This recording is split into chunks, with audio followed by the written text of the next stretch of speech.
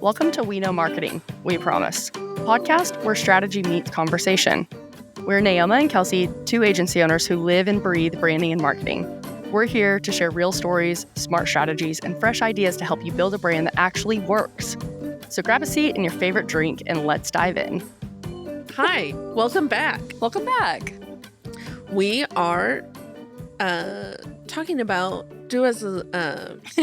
what we say to our children. Hold on. Wow, we are gonna have to cut a lot of this part out. Hi, welcome. We are. Wow, I messed that up twice. Yeah, I'll start the intro here. Welcome back. Today we are talking about doing what we say and not what we do, because we asked our podcast guy. We asked Taylor, hey, have you found any of this helpful? And he literally just said, it's just showing all the stuff that I should be doing that I'm not doing. So you might be feeling the same way. Well, you might be feeling the same way. And I feel the same way about myself. So exactly. That was my response, is like, we're not doing this perfectly. It's all progress and moving towards getting better every day. But we don't have all this figured out. And the stuff that we're even saying, we're not implementing perfectly. Yeah. By any means. No. So I think some things that we can hit on is it's okay to not do all of it. Yes. Don't do all of it. And start slowly. I think that's always what I try to tell people when they I was in brand club and somebody was like, well, I feel like I need to do this and I need to do this and I need to do this. And you're telling me I need to do this and this and this and this. I was like, this is all like a plan, not you need to do this right now. Yeah. Focus on the things that you can do right now and just do that until you build. And I think I talk about this all the freaking time, building the consistency muscle. You just want to build that repetition, that discipline of doing something in marketing to then get yourself to because you're changing habits, so none of that's going to come easily, and changing your habits is really, really hard, and it usually takes a lot of effort over a long period of time. And so knowing that we're changing patterns and changing habits, I think one of the things I do often when I'm consuming a lot of content, like podcasts, business books, business conversations, networking events,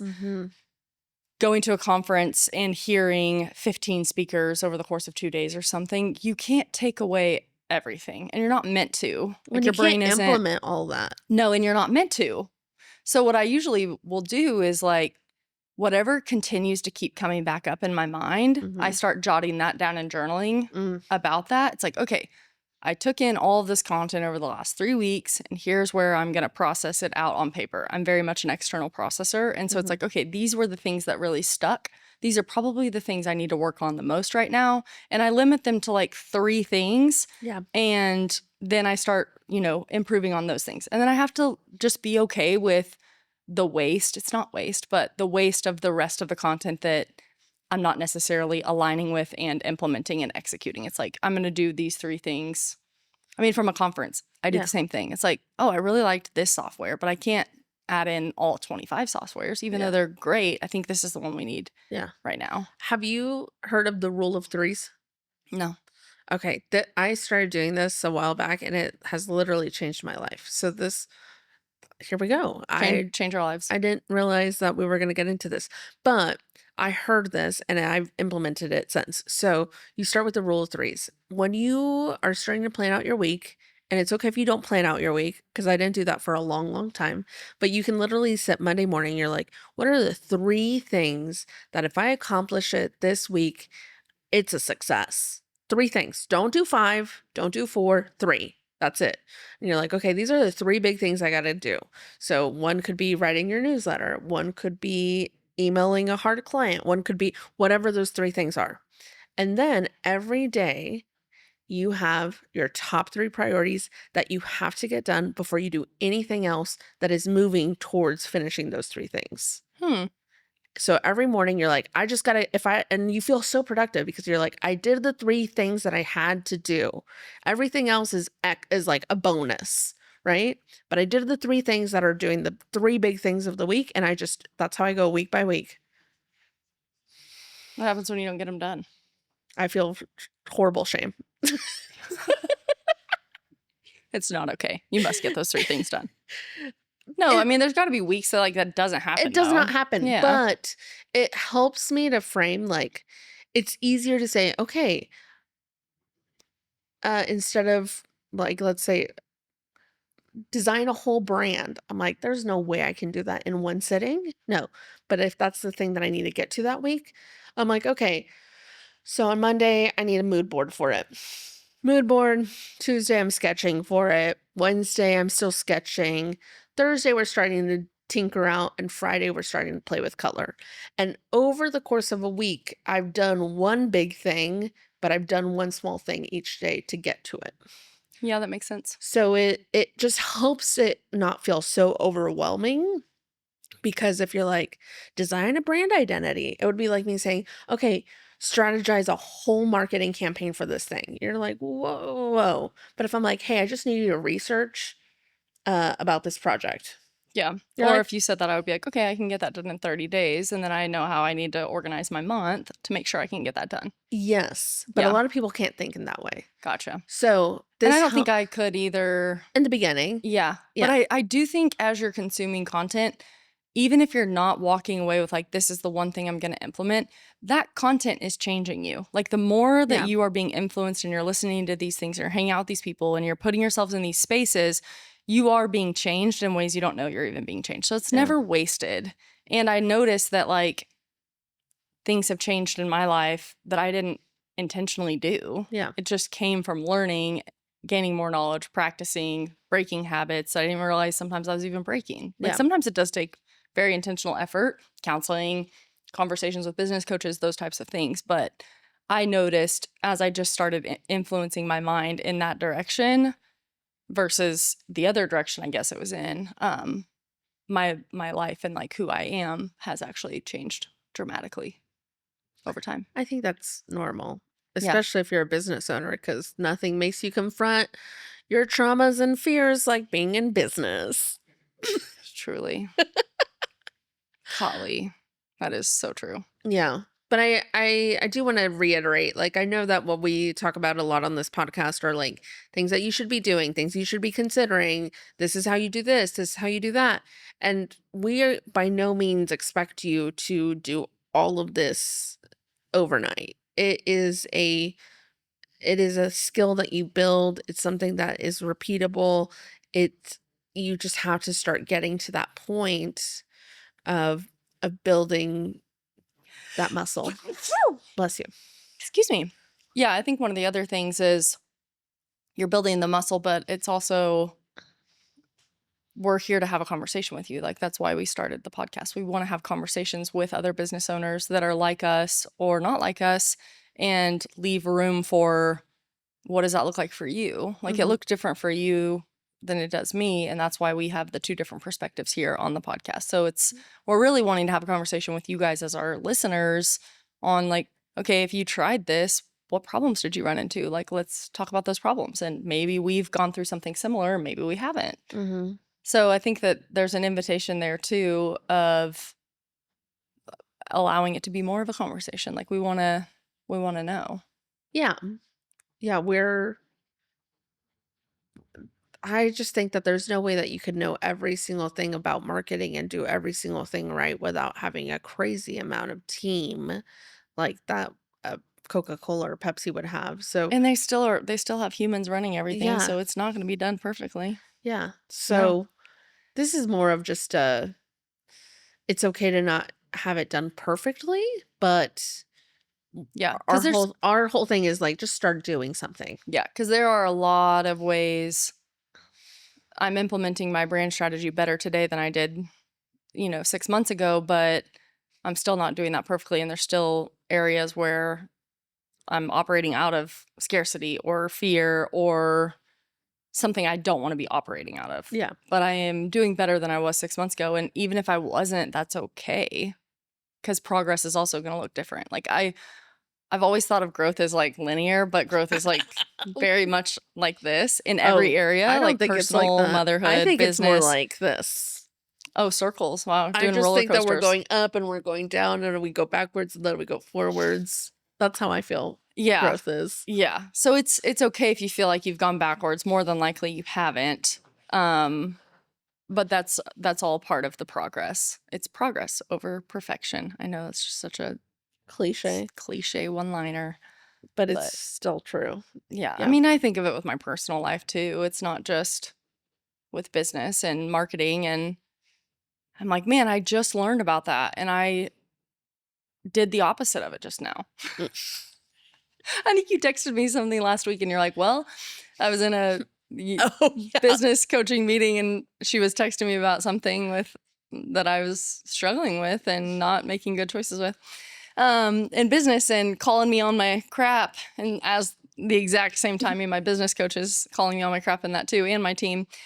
And I was like, yeah, here's what's happening right now as you send that text. Like, and she prefaced it with like, I love you and for you, which I really appreciate because I need to hear that.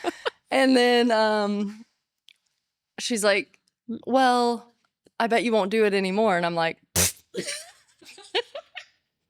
I was like, I can get all of you guys come to me and like, let's have an intervention. And to break patterns and habits is hard. Like, and with business, there's so much of it that's personal with my self-confidence and how I view myself and my worth and my value and all those things like take time. It does. It takes time. It takes time, and it takes people being willing to text you those things and have a business coach speak into those things and to be able to sit there and receive it and to not spiral in shame to where nothing changes. It actually goes in the opposite direction. Yeah. It's like, yeah, it is a journey. It is a bumpy road. Ugh. But it's helpful to know that like you're not in alone. Like I met with another business owner this week, and it was just validating. It's like, man, it doesn't matter what level you're at. Like you're having problems. The grass is never greener on the other side. Yeah. There's always high joys and great things, and then there's also really hard things. And so Yeah. it's okay to be where you're at is basically what we're saying. And there's a lot of stuff we've talked about on here that like we're not fully implementing. No, I can't do all this stuff. No. I'm a small team, but I think one thing that I can kind of speak to is so I've been writing a weekly newsletter for 2 years now, which is crazy to think about. But I got asked how can I start a newsletter? What should that look like? What needs to be in there? And people feel really intimidated to start something new like that. And my best advice for that is like, don't do what I did. Don't do what Joe's doing. Don't do what Samantha's doing. Exactly. Figure out the thing that you want to do that feels comfortable for you and start with that. And don't start at a crazy high level. And I feel like I say this all the time, but like people are like, well, I have to do a weekly newsletter because you do a weekly newsletter. And I'm like, no, I'm insane. Don't do that. If you can, start a quarterly one, start a monthly one, and then figure out. I think the best thing that I can tell you is like, whatever industry you're in, go look at what their newsletters look like and what you don't like about them, and then do the opposite. Yeah. You're like, oh, I don't like what I did is there's not a lot of agencies that send out newsletters. And usually when they do, it's only to promote themselves or their work or to promote a new service. And I was like, this is not what I want to do at all. Yeah. This feels so transactional. Yeah. So what is the thing that feels real to me? So I wrote mine as I'm literally writing a letter to a friend. This is what I learned today. This is what happened to me. Hopefully you can get some value out of this. And that's how I started writing my newsletters. And so I think when you start to think of like, what feels real to me, what feels good about this section of marketing to me, how can I make it my own? That's when things start to click and you start to build that muscle. Yeah. Yeah. And you push through the awkwardness or the cringiness of being known. Because I'm thinking about like your newsletters. I mean, a lot of times you come to the table and it's like, here's the mistakes I even made this week. And that's really hard to do. But when you're really comfortable in your skin and confident and secure, like you can put that on the table knowing that everyone else also is relating to that. But that took me a long time to do. It does. But that's also with building the muscle. Yes. It's like, and so you might not, even if you were sending a newsletter every single week and you're following exactly what Naoma did, like you probably won't be able to go that deep every single week, because that alone is building, like, you have to build that muscle up. So it's going to be like some emails are going to feel more shallow, because they probably will be. Yeah. But what if you did it just once a quarter? Yeah. And you built that in for vulnerability and the actual process of typing it out and getting it scheduled and start building the email list, start talking that you're even doing it. I think the thing that a lot of people came to me with when talking about the newsletter, they just felt like it needed to be perfect. Like, oh, I have to know all the sections of my newsletter, and I have to know all, and I'm like, no. I literally just started with the story thing, and then I started adding in, like, this is the strategy or the thought behind this rebrand, or this is what I really like about this campaign, or then I started adding in those extra layers. Start small. Start with the story. And yeah, if you look at my newsletters from the first year, some of them were very, very shallow. Some of them were short. Some of them were long. Some of them were too long. Some of them, I was like, okay, nobody wanted to read that. Sometimes the hook was not right. Whatever that is, it's okay. And so my whole thought was, this is me just building muscle. This is not a thing that if it fails in 6 months, I'm done with. It is more of it's a building on. Yeah. Yeah, because it's your own personal growth is involved in that. Your character growth is involved in that. And that's why I really try to help people see that perspective with social, because it's really not about getting the perfect post out.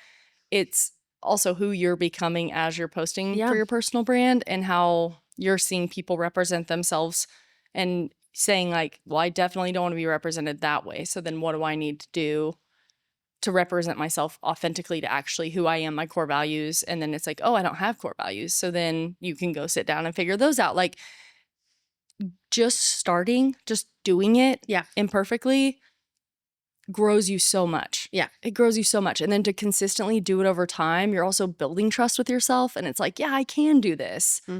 I am doing this. And it's not perfect. And that post totally flopped. That newsletter totally flopped. But, like, who cares? Yeah, I think people are thinking that everybody's watching them. Yeah, watching them. No one. The only people that are watching you that closely are your competitors. And you're like, you know what? Good luck. Yeah, exactly. It's fine. Yeah. And they need to be experimenting with it too. So it's like, who cares? Like, and who cares what your competitors are even doing? Like, you need to know where they're at, but, like, no. I'm all about putting your head down and, like, working hard, doing good work, and it pays off. It just does. Yeah. I think just figure out what feels easiest to you and start with that.